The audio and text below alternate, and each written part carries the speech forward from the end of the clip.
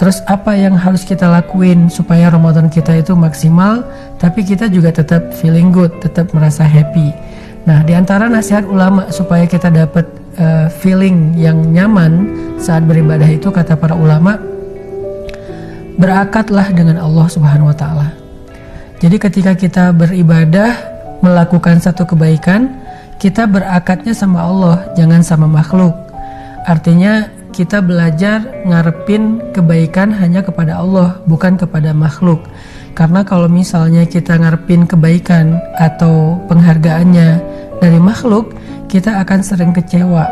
Misalnya nih, kan ibadah bukan hanya sholat dan puasa ya, tapi juga termasuk amal soleh membantu orang lain, kita donasi, kita misalnya nolongin temen, kita sharing pulsa.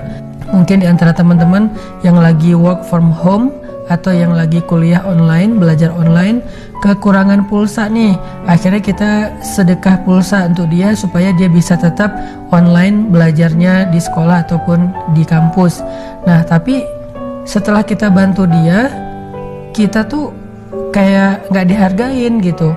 Dia malah akrabnya sama teman kita yang lain, sama geng yang lain. Di grup dia gak pernah nyaut apa yang kita broadcast. Akhirnya kita jadi bete, jadi baper.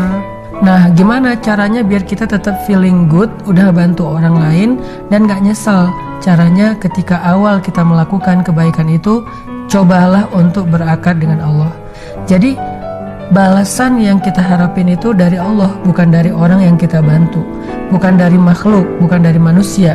Sehingga kalau kita berakadnya dengan Allah, kita bakal feeling good terus dengan ibadah kita.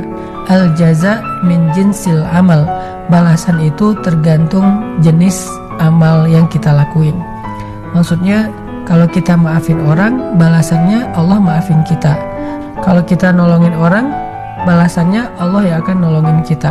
Kalau kita memudahkan urusan orang, balasannya Allah yang akan memudahkan urusan kita.